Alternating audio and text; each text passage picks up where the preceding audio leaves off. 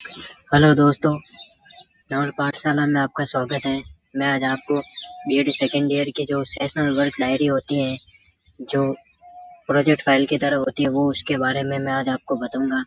ठीक है, तो इसमें आप लोग बना सकते हैं। इसमें क्या होता है कि इसमें एक पर्सन होता है जो आपको लिखना होता है अपनी बीएड सिलेबस के अकॉर्डिंग, और उसी की अंदर जो रूपरेखा होती है वो बनानी होती है, और रूपरेखा के अनुसार ही आपको काम करना होता है। ठीक है, जैसा कि मैंने किया है। आप इस वीडियो में देख सकते हैं कि आपको बीएड सेकेंड ईयर लिखना है। आप इसे डायग्राम के थ्रू या फिर इसे अट्रैक्टिव बनाने के लिए आप इसे लिख भी सकते हैं और ऐसा बना भी सकते हैं। इसमें आपको पेपर फर्स्ट होता है जिसका नाम है ज्ञान एवं पाठ्यक्रम।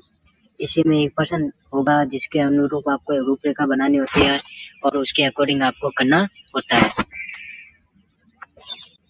इस पेपर का नाम है नॉलेज एंड करिकुलम। ठीक है, आप इसे ऐसा डायग्राम के थ्रू डेकोरेट कर सकते हैं, बना सकते हैं। सेशनल वर्क सत्रीय कार्य, ये हमारी यूनिट 5 का टॉपिक पाठ्य पुस्तक, यानी जो मैंने टॉपिक लिया वो पाठ्य पुस्तक लिया है, जिसमें आपको पहला प्रश्न लिखना है उच्च प्राथमिक और उच्च माध्यमिक स्तर पर पाठ्य पुस्तक का समीक्षात्मक विश्लेषण करना। इसमें आपको नीचे रूपरेखा दे रखी है। इसमें आपको पहला प्रश्न है प्रस्तावना, यानी रूपरेखा आपको बनानी है जो दे रखी है। पहला है प्रस्तावना, दूसरा है पाठ्य पुस्तक की परिभाषा, तीसरा है पाठ्य पुस्तक का अर्थ, चौथा है पाठ्य पुस्तक का महत्व, पांचवा है पाठ्य पुस्तक की विशेषताएं, छठा है उच्च प्राथमिक और उच्च माध्यमिक स्तर पर पाठ्य पुस्तक की समीक्षा करना, सातवां है हमारा निष्कर्ष, और आठवां है हमारा संदर्भ ग्रंथ सूची। इसमें आप एक चार्ट पेपर या फिर डायग्राम भी बना सकते हैं। आप इसे अपने अनुसार बना सकते हैं और लिख सकते हैं और अपनी सेशनल वर्क डायरी को कंप्लीट कर सकते हैं, जैसा कि मैंने की है। इसमें आपको पहले प्रस्तावना लिखनी होती है। प्रस्तावना में आपको लिखना पड़ता है शिक्षा प्रणाली में पाठ्य पुस्तक का नया योगदान क्या है और पाठ्य पुस्तकों पाठ्यक्रम में क्या भूमिका निभाती है। पाठ्य पुस्तक एक विद्यार्थी का जीवन निर्माण को आधार है। पाठ्य पुस्तक पाठ्यक्रम के माध्यम से विद्यार्थी अपनी रुचि के अनुसार बढ़ते क्षेत्र का ज्ञान प्राप्त करता है और आगे बढ़ने के लिए प्रेरित करता है। शिक्षा प्रक्रिया में पाठ्य पुस्तक का अत्यंत महत्वपूर्ण स्थान है। यह न केवल पाठ्यक्रम की विषय वस्तु को प्रस्तुत करती है बल्कि शिक्षण अधिगम को दिशा देने का कार्य भी करती है। विभिन्न शैक्षिक स्तरों पर विद्यार्थियों की आयु, रुचि, क्षमता और मानसिक विकास के अनुसार पाठ्य पुस्तकों की संरचना एवं प्रस्तुति में भिन्नता पाई जाती है। अतः उच्च प्राथमिक एवं उच्च माध्यमिक स्तर की पाठ्य पुस्तकों का समीक्षात्मक विश्लेषण आवश्यक हो जाता है। आगे आप लिख सकते हैं व्यावसायिक शिक्षा, धार्मिक शिक्षा, आध्यात्मिक शिक्षा इत्यादि प्रकार की शिक्षाएं पाठ्य पुस्तकों के माध्यम से विद्यार्थी को दी जाती है। कई बड़े बड़े उपयोगों में शिक्षा के स्तर में सुधार लाने के उपाय किए जाते हैं। शिक्षा जीवन पर्यंत चलने वाली प्रक्रिया है जिसके द्वारा व्यक्ति के व्यवहार में निरंतर परिवर्तन होता है। फिर मैंने लिखा है शिक्षक प्लस विद्यार्थी प्लस पाठ्यक्रम इजिकल टू शिक्षा व्यवस्था। शिक्षकों की प्रक्रियाओं का आधार पाठ्य पुस्तक व विषय वस्तु होती है। सही बात है। विषय के सामान्य रूप प्रारूप के पाठ्य पुस्तक को पाठ्यक्रम कहते हैं। शिक्षा की प्रक्रिया ही पाठ्यक्रम है। आप इसे अपने निष्कर्ष में पूरा लिख सकते हैं जिस तरह मैंने लिखा है। ठीक है, प्रस्तावना में आप लिख सकते हैं इसे। ठीक है, और आप अपनी डायरी को कंप्लीट भी कर सकते हैं।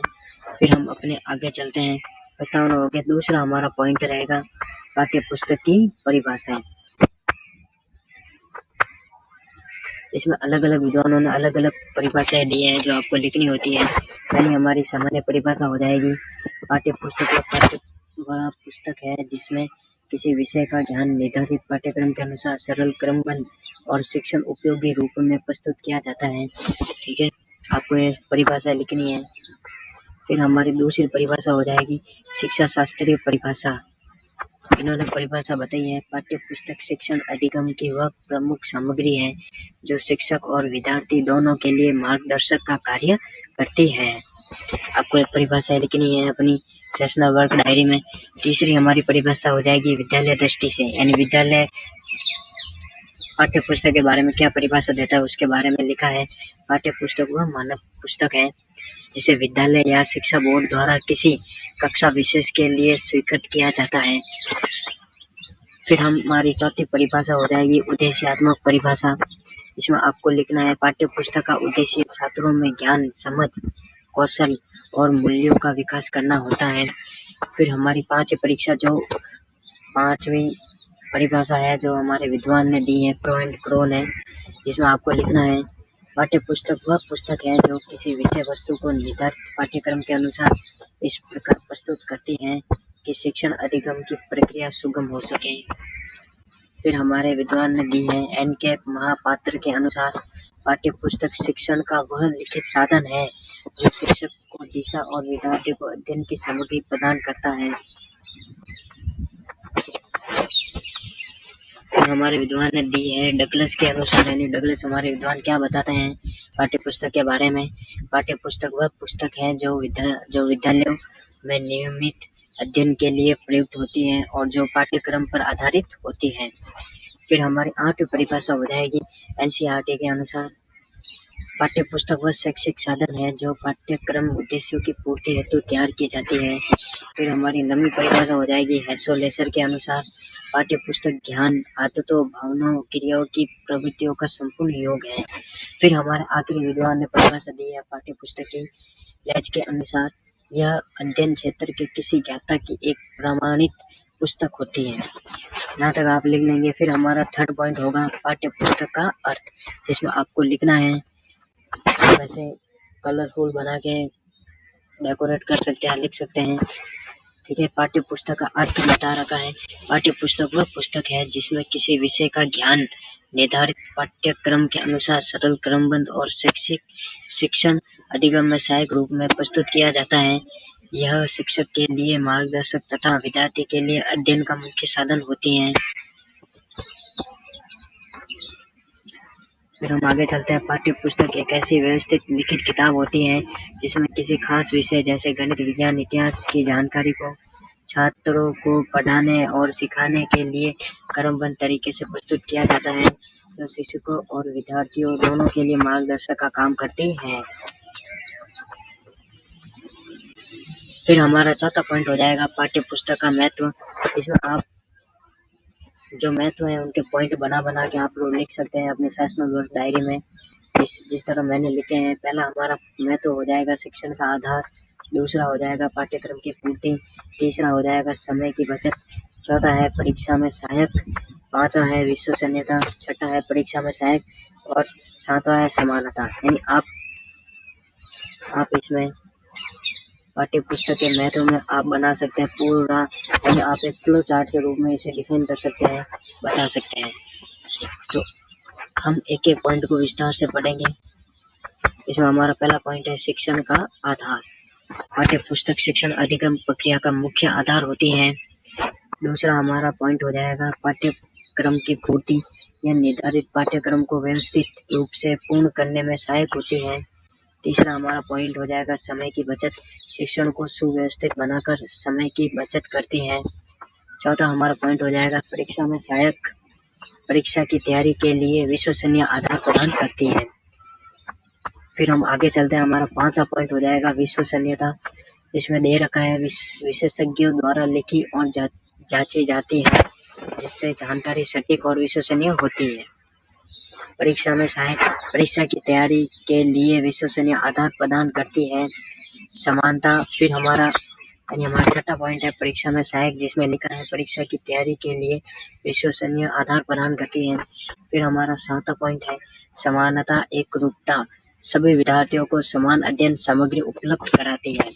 यानी ये पॉइंट हमें क्या बता रहा है, समानता और एकरूपता। यानी पाठ्य पुस्तक के महत्व में आप एक चार्ट पेपर भी लगा सकते हैं, यानी आप अपनी सेशनल वर्क डायरी में चार्ट पेपर बना के लगा सकते हैं और उसमें कोई डायग्राम बनाकर भी आप उसे समझा सकते हैं, डिफाइन कर सकते हैं, ठीक है। जिस तरह मैंने किया है, जैसे समानता और एकरूपता, जैसे farmer, doctor, police, teacher, advocate, इन सब की अलग समानता है और इनकी सबकी अलग अलग एकरूपता है। ठीक है। नीचे दे रखा है पाठ्य पुस्तक का महत्व है, पाठ्य पुस्तक के अनुसार इनका अलग अलग महत्व है। इस तरह डॉक्टर, पुलिस, टीचर, एडवोकेट सबका अलग महत्व होता है, इसी तरह सबका भी अलग अलग महत्व होता है, अलग अलग वर्ग होता है। आप अपने सेशन और डायरी में लिख सकते हैं। फिर हम नीचे चलते हैं। पाठ्य पुस्तक का महत्व यह है कि यह शिक्षा का आधार है जो छात्रों और शिक्षकों को एक संरचित, विश्वसनीय और मानकीकृत ज्ञान प्रदान करती है, जिससे सीखने सिखाने की प्रक्रिया व्यवस्थित रहती है, समय की बचत होती है और कमजोर छात्रों को भी मदद मिलती है, क्योंकि यह ज्ञान के साथ साथ अभ्यास, उदाहरण और आगे के अध्ययन के लिए संदर्भ भी देती है। यह आलोचनात्मक सोच का विकास करती है, जिसमें जानकारी के विश्लेषण और मूल्यांकन को प्रोत्साहित करती है। यह विद्यार्थी में आत्मनिर्भरता और अध्ययन की आदत विकसित करती है। फिर हमारा 5वां पॉइंट हो जाएगा इसमें अच्छी पाठ्य पुस्तक के चयन की कसौटी। इसमें आपको लिखना है पाठ्य चर्चा के संगठन के विषय में अलग अलग दृष्टिकोण होते हैं, इसी आधार पर पाठ्यचर्या अनेक प्रकार की होती हैं। आप इसमें देख सकते हैं जिस प्रकार मैंने प्रकार अच्छी पाठ्य पुस्तक के चयन की कसौटी में जिस प्रकार मैंने प्रकार बताए हैं पाठ्यचर्या के, आप इस तरह फ्लो चार्ट बना के डिफाइन कर सकते हैं, उसमें कलर कर सकते हैं, आप बता सकते हैं, आप अपनी सेशन और डायरी को ज़्यादा अट्रैक्टिव बना सकते हैं, जिससे हमारी सेशन और डायरी अच्छी लगे। इसमें हमारा पहला पॉइंट हो जाएगा बाल केंद्रित, दूसरा अनुभव केंद्रित, तीसरा हमारा पॉइंट हो जाएगा कार्य केंद्रित, चौथा हो जाएगा कोर, पांचवा हो जाएगा शिल्पकला केंद्रित, छठा हो जाएगा विषय केंद्रित और सातवां हो जाएगा उद्देश्य केंद्रित। यानी आपको कसौटी में आपको पूरा चार्ट पेपर बनाना है, फ्लो चार्ट बनाना है और बताना है, डिफाइन करना है। तो इसी के आगे हम लोग एक एक पॉइंट को डिफाइन करेंगे, ठीक है। जिसमें हमारा पहला पॉइंट हो जाएगा बाल केंद्रित। इसका संगठन बालक की प्रगति, रुचि, रुझान, आवश्यकता आदि को ध्यान रखकर किया जाता है। दूसरा हमारा पॉइंट है अनुभव केंद्रित। यह पाठ्य पुस्तक विषयों की अपेक्षा अनुभवों पर आधारित होती है, उसका उद्देश्य बालकों को प्रेरणा प्रदान करना। तीसरा हमारा पॉइंट है कार्य केंद्रित। बालक को सामाजिक मूल्य में अनेक ऐसे कार्य करने होते हैं, उसके सर्वांगीण विकास में सहायक होते हैं। फिर हमारा चौथा पॉइंट हो जाएगा कोर। इसमें कुछ विषय अनिवार्य होते हैं जो कुछ ऐच्छिक होते हैं। फिर हमारा पांचवा पॉइंट हो जाएगा इसी में आगे शिल्पकला केंद्रित। शिल्पकला केंद्रित का अर्थ है ऐसी शिक्षा या शिक्षण प्रणाली जिसमें हाथों से काम करने वाली गतिविधियां शिल्प, हस्तकला कौशल को सीखने का मुख्य माध्यम बनाया जाता है। इसमें विशेषताएं लिखी है हाथ और मस्तिष्क दोनों का उपयोग। दूसरी विशेषता है व्यवहारिक व अनुभवात्मक सीख। तीसरी है कौशल विकास पर जोर। चौथा है आत्मनिर्भरता को बढ़ावा। इसमें देखो शिल्प कला केंद्रित यानी एक बच्चा है जो अपनी ड्राइंग में बना रहा है, यानी अपने हाथों से वो ड्राइंग कर रहा है, यानी यही हमारी शिल्प कला केंद्रित होती है। आप ऐसे चार्ट पेपर बनाकर अपनी सेशन और डायरी को पूरा कर सकते हैं और उसे बहुत ज्यादा अट्रैक्टिव बना सकते हैं, जिस तरह मैंने किया है। आप देख सकते हैं शिल्प कला केंद्रित, आप देख सकते हैं पूरा बना हुआ है। फिर हमारा आगे वाला पॉइंट हो जाएगा विषय केंद्रित। इसमें आपको लिखना है विषय केंद्रित से ऐसी शिक्षा या शिक्षण पद्धति से है जिसमें किसी विशेष विषय जैसे हिंदी, गणित, विज्ञान, सामाजिक विज्ञान आदि को मुख्य केंद्र बनाकर शिक्षण किया जाता है। इसमें विषय वस्तु को क्रमबद्ध, सिलेबस आधारित और सैद्धांतिक रूप में पढ़ाया जाता है। फिर हमारा सातवां पॉइंट हो जाएगा उद्देश्य केंद्रित।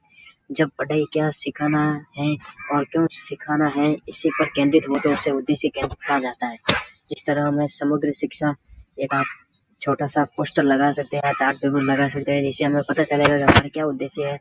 यानी हमारा उद्देश्य यही है कि सबको समान शिक्षा प्राप्त हो, यानी समग्र शिक्षा प्राप्त हो। यानी हमारा उद्देश्य यही है कि समग्र शिक्षा प्राप्त हो। आप ऐसे चार्ट पेपर बना सकते हैं और अपनी दैनिक पर अपनी सेशनल और डायरी को अट्रैक्टिव बना सकते हैं। फिर हमारा छठा पॉइंट हो जाएगा पाठ्य पुस्तक की विशेषताएं। जिसमें आपको लिखना है पाठ्य पुस्तकों को विशेष शिक्षकों के लिए आवश्यक है। हर सामग्री को प्रत्येक पाठ के डिजाइन को ध्यानपूर्वक विस्तार से बताया गया है। यानी इसमें पाठ्य पुस्तक की विशेषताएं आपको लिखनी होती है। यानी इसमें आप अपना फ्लो चार्ट बना के डिफाइन कर सकते हैं, इस तरह मैंने किया है।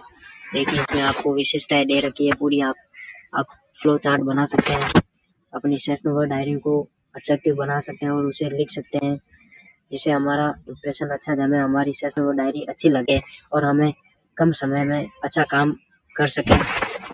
इसमें हमारा पहला पॉइंट हो जाएगा पाठ्यक्रम के अनुरूप, दूसरा है भाषा की सरलता, तीसरा है क्रमबद्ध प्रस्तुति, चौथा है मनोवैज्ञानिक दृष्टि, पांचवा है मूल्य एवं संस्कार मूल्यांकन की व्यवस्था, छठा पॉइंट, सातवां पॉइंट है चित्र और ग्राफिक्स, आठवां पॉइंट है राष्ट्रीय एकता।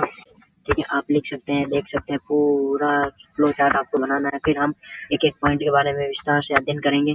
पाठ्य पुस्तक के अनुरूप पहला पॉइंट है हमारा निर्धारित सिलेबस और शैक्षिक उद्देश्यों के अनुसार तैयार होती है। दूसरा है भाषा की सरलता, भाषा सरल, स्पष्ट और कक्षा स्तर के अनुरूप होती है।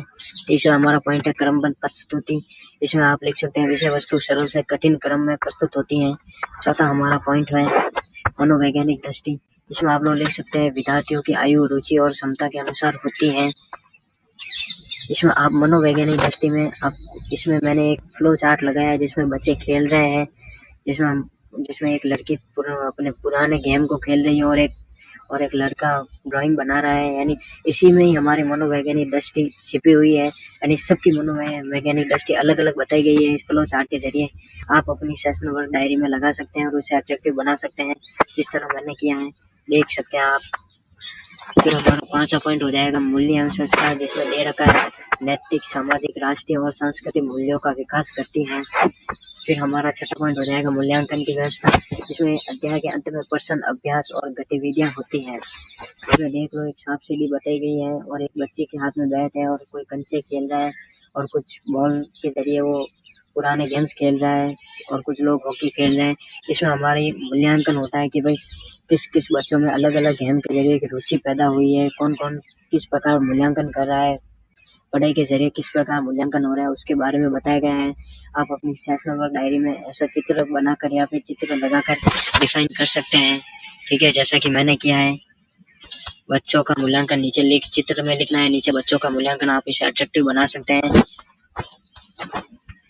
फिर हम आगे चलते हैं, हमारा सातवां पॉइंट चित्र और ग्राफिक्स, इसमें दे रखा है रंगीन चित्र, रेखा चित्र, ग्राफ और मानचित्र हो जो विषय को समझने में मदद करें। ठीक है, इसमें 8वां पॉइंट है राष्ट्रीय एकता, सांस्कृतिक समझ और राष्ट्रीय एकता को बढ़ावा दें। संशय में एक अच्छी पाठ्यपुस्तक सिर्फ जानकारी का स्रोत नहीं बल्कि एक प्रभावी शिक्षण अधिगम उपकरण है जो छात्रों के सर्वांगीण विकास में सहायक होता है। इसमें आप देख सकते हैं कि हमारे एक मैडम है, मैडम बच्चों को बोल रही है कि भाई पेड़ लगाओ, पानी लगाओ, यानी हमारा पर्यावरण बचाओ। इसी में हमारी राष्ट्रीय एकता छुपी हुई है। यानी राष्ट्रीय एकता ये है कि पेड़ लगाना, अपने पर्यावरण को स्वस्थ रखना, पर्यावरण की रक्षा करना, उसी के बारे में बताया गया है। आप अपना पोस्टर या फिर फ्लो चार्ट या फिर कुछ ना कुछ चित्र बनाकर अपनी सेशन वर्क डायरी को पूरा कर सकते हैं। इस तरह मैंने किया, आप इसमें लिख सकते हैं पूरा। ये देखिए राष्ट्रीय एकता, यानी आपको इस राष्ट्रीय एकता में पूरा सब कुछ बताया गया है चित्र के जरिए। फिर हमारा 9वां पॉइंट हो जाएगा जीवन से संबंध, जिसमें आपको लिखना है विषय वस्तु का दैनिक जीवन से संबंध होता है। 10वां पॉइंट है हमारा स्वाध्याय को प्रोत्साहन, विद्यार्थी को आत्म अध्ययन और पुनरावृत्ति का अवसर देती है। यह हमारी पाठ्य पुस्तक की यहाँ पे विशेषताएं खत्म होती हैं। फिर हमारा 7वां पॉइंट होता है आगे उच्च प्राथमिक और माध्यमिक स्तर पर पाठ्य पुस्तक की समीक्षा करना। इसमें आपको लिखना है उच्च प्राथमिक और माध्यमिक स्तर पर पाठ्य पुस्तक समीक्षा का मतलब है उनकी विषय वस्तु, भाषा, उद्देश्य और छात्रों के लिए प्रासंगिकता का मूल्यांकन करना, जिसमें अमूर्त विचारों, आलोचनात्मक सोच और विविध भाषा प्रयोगों पर जोर दिया जाता है ताकि छात्रों का मानसिक, बौद्धिक और चारित्रिक विकास हो, उन्हें विभिन्न साहित्यिक, वीडियो और सामाजिक संदर्भों से जोड़ा जा सके। ये हमारा 7वां पॉइंट है। इसमें मैंने भी फ्लो चार्ट बनाया, आप देख सकते हैं और अपनी सेशन वर्क डायरी में फ्लो चार्ट बनाकर आप भी लिख सकते हैं, एज इट इज इसे उतार सकते हैं। ये देखिए पूरा फ्लो चार्ट बनाया हुआ है, जिसमें हमारा पहला पॉइंट है आपको बीच में लिखना है उच्च प्राथमिक स्तर कक्षा 6ठी से 8वीं पर पाठ्य पुस्तक की समीक्षा। पहला पॉइंट हमारा हो जाएगा इसमें शैक्षिक दृष्टि, दूसरा है मनोवैज्ञानिक दृष्टि, तीसरा है विषय वस्तु, चौथा है मूल्य एवं समाज, पांचवा है रुचि और प्रेरणा, छठा है मूल्यांकन एवं चिंतन, 7वां पॉइंट है हमारा विविधता और समावेशिता, 8वां पॉइंट है हमारा बोधगम्यता। आप इसमें लिख सकते हैं और अपना पूरा फ्लो चार्ट बना सकते हैं जिससे हमारी सेशन में डायरी अच्छी लगे और हमारा काम भी अच्छा लगे। आप बना सकते हैं।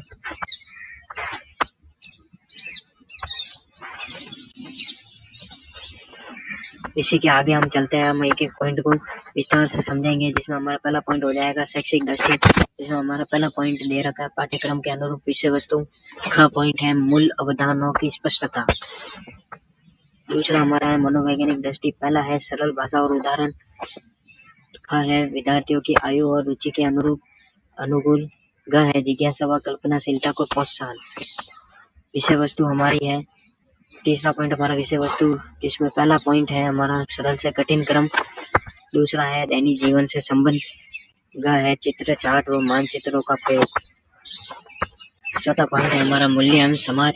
इसमें आप पहला पॉइंट लिख सकते हैं नैतिक सामाजिक और राष्ट्रीय मूल्यों का समावेश। ख पॉइंट हमारा लिख सकते हैं लैंगिक समानता व सामाजिक विविधता। पांचवा पॉइंट आप लिख सकते हैं रुचि और प्रेरणा। रुचि सीखने को आनंदमय बनाती है, जबकि प्रेरणा सीखने के लिए कार्य करने की शक्ति देती है। शिक्षा में दोनों का समन्वय आवश्यक है। ठीक है, तो यहाँ पे रुचि और प्रेरणा, इसमें रुचि के बारे में रुचि में जो कोई भी जो पॉइंट आते हैं उसके बारे में मैंने आपको नीचे बताया है। फ्लो चार्ट के जरिए आप लिख सकते हैं। पहला हमारा पॉइंट आता है आंतरिक झुकाव। दूसरा है किसी विषय के प्रति आकर्षण। तीसरा पॉइंट है ध्यान और एकाग्रता। चौथा पॉइंट है स्थायी अधिगम। आप रुचि और प्रेरणा में एज इट इज ऐसे लिख सकते हैं, एरो के जरिए, तीर के जरिए अट्रैक्टिव बना सकते हैं अपनी सेशनल वर्क डायरी को। फिर मैंने प्रेरणा में पॉइंट लिखे हैं, जिसमें आपको बीच में आप लोग कलरफुल कलर का यूज कर सकते हैं। इसमें आप बना सकते हैं अपने हिसाब से, कैसे भी बना सकते हैं सेशनल वर्क डायरी को। प्रेरणा में हमारे जो 4 पॉइंट है वो मैंने आपको बताए हैं। पहला पॉइंट हमारा आंतरिक शक्ति, कार्य करने की इच्छा, प्रयास एवं परिश्रम, उपलब्धियां, संस्था। यानी प्रेरणा के अंतर्गत हमें आंतरिक शक्ति, कार्य करने की इच्छा, प्रयास एवं परिश्रम और उपलब्धि और सफलता प्राप्त होती है, इसके बारे में बताया गया है। फिर हमारा छठा पॉइंट है मूल्यांकन एवं चिंतन। इसमें मूल्यांकन एवं चिंतन में क्या अंतर है उसके बारे में टेबल बनाई गई है, जिसके बारे में आपको लिखना है। पहले दे रखा है आधार, फिर आगे दे रखा है मूल्यांकन, फिर दे रखा है चिंतन। इसमें हमारा आधार है प्रकृति, उद्देश्य, भूमिका। यानी मूल्यांकन एवं चिंतन में जो हमारा आधार है प्रकृति, उद्देश्य और भूमिका क्या क्या है उनके बारे में बताया गया है। प्रकृति में बताया गया है बाह्य एवं आंतरिक। फिर उद्देश्य में दे रखा है उपलब्धि मापना। फिर तीसरा पॉइंट है भूमिका में दे रखा है परिणाम बताना। फिर हमारा चिंतन में दे रखा है कि चिंतन की प्रकृति मुख्यतः आंतरिक होती है। फिर उद्देश्य में दे रखा है समझ विकसित करना। फिर भूमिका में दे रखा है सुधार का मार्ग दिखाता है। मूल्यांकन यह बताता है कि क्या सीखा गया, जबकि चिंतन यह समझने में मदद करता है कि कैसे और क्यों सीखा गया। दोनों मिलकर प्रभावी एवं अर्थपूर्ण शिक्षा सुनिश्चित करते हैं। इसमें मैंने नीचे एक चार्ट पेपर या एक पोस्टर या डायग्राम बनाया है, जिसमें हमें ये पता चल रहा है कि मूल्यांकन और चिंतन कैसे किया जाता है। इस तरह मैडम हमारा मूल्यांकन कर रही है, बता रही है कि ये चीज क्या है और बच्चे उसका चिंतन कर रहे हैं। आप देख सकते हैं पूरा, इसे अपने एज इट इज लिख सकते हैं मूल्यांकन एवं चिंतन में।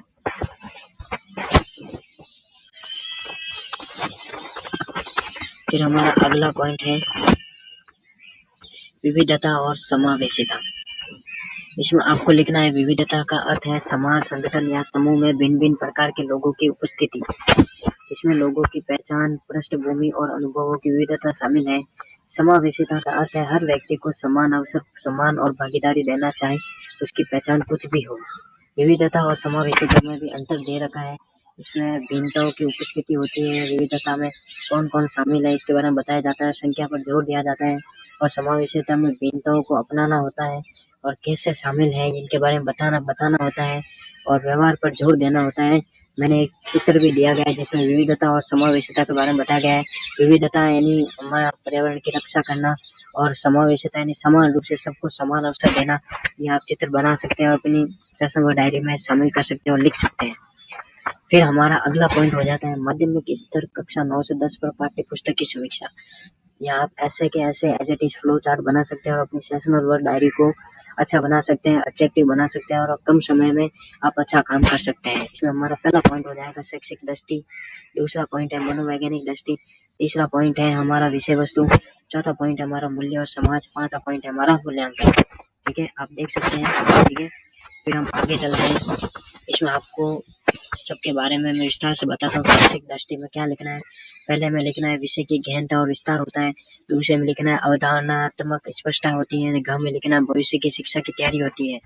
और मनोवैज्ञानिक दृष्टि में लिखना है तर्कशीलता और चिंतन कौशल का विकास होता है। घ में लिखना है आत्म अध्ययन की प्रवृत्ति होती है। घ में लिखना है समस्या समाधान क्षमता पर बल होता है, बल लगाना होता है। विषय वस्तु में लिखना है तथ्यों की वैज्ञानिकता व अद्यतन जानकारी प्राप्त होती है।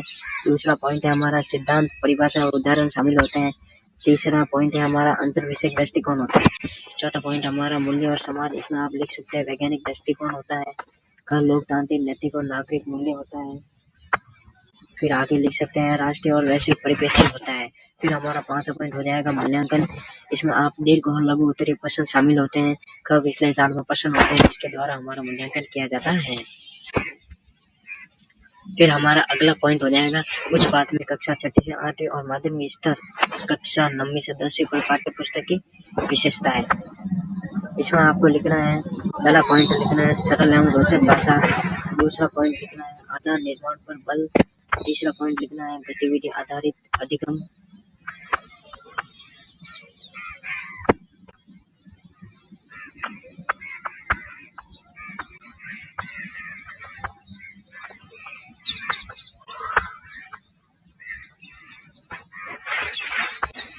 इसमें आपको पहला पॉइंट लिखना है सरल एवं रोचक भाषा, यानी आप एक डायग्राम या फिर फ्लो चार्ट या फिर एक तीर बनाकर एरो बनाकर आप इसे पूरा लिख सकते हैं जिस तरह मैंने लिखा है। यानी जो विशेषता है आप पूरी एज इट इज एक पेपर में पूरी लिख सकते हैं।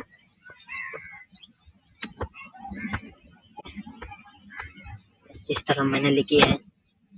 इसमें आपको पहला पॉइंट लिखना है सरल एवं रोचक भाषा। दूसरा आधार निर्माण पर बल। तीसरा है गतिविधि आधारित अधिगम। चौथा पॉइंट हो जाएगा हमारा दैनिक जीवन से संबंध। 5वां हो जाएगा चित्र और दृश्य सामग्री। 6वां पॉइंट हो जाएगा मूल्य शिक्षा। 7वां पॉइंट हो जाएगा हमारा विषय की गहनता। 8वां पॉइंट हो जाएगा परिष्कृत भाषा। 9वां पॉइंट हो जाएगा भविष्य की तैयारी। 10वां पॉइंट हो जाएगा अवधारण आधारित अधिगम। 11वां पॉइंट हो जाएगा स्वाध्याय को प्रोत्साहन। 12वां पॉइंट हो जाएगा नागरिक व वैश्विक दृष्टि। 13वां पॉइंट हो जाएगा हमारा परीक्षा उन्मुख संरचना। 14वां पॉइंट हो जाएगा सरल मूल्यांकन। यानी आप उच्च प्राथमिक कक्षा 6 से 8 और माध्यमिक स्तर 9 से 10 पाठ्य पुस्तक विशेष है पूरे एक पेपर में लिख सकते हैं, ठीक है, और उसे समझा भी सकते हैं।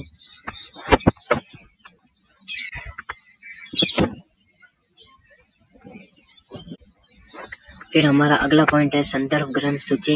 इसमें आपको एक इंडेक्स बनानी होती है जिसमें आपको ऐसा क्रम संख्या, name of book, writer name और पब्लिकेशन लिखना होता है। उसके बारे में बताना होता है जिसमें मैंने बताया पहला है बाल केंद्रित शिक्षा। दूसरा बताया है ज्ञान एवं पाठ्यक्रम। इसमें राइटर का नाम है डॉक्टर एम आचार्य।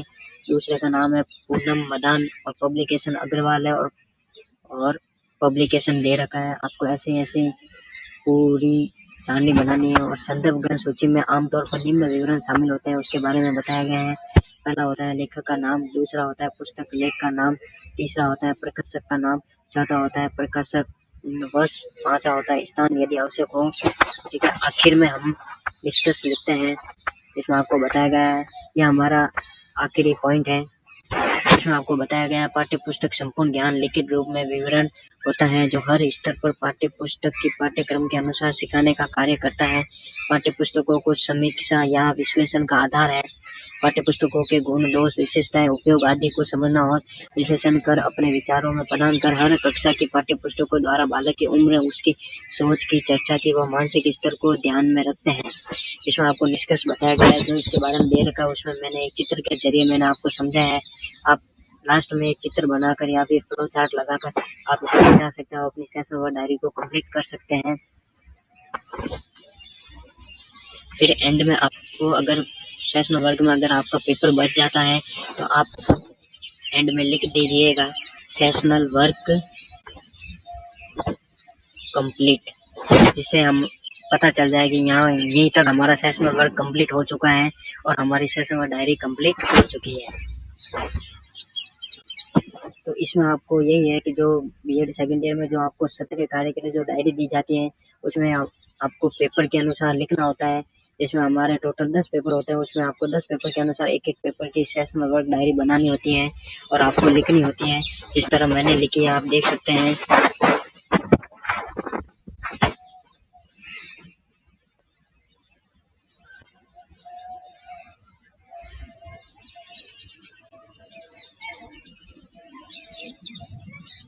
आप इसे एज इट इज छाप सकते हैं और पूरा लिख सकते हैं और इसे अट्रैक्टिव बनाए थोड़ी, ताकि अच्छा भी लगे।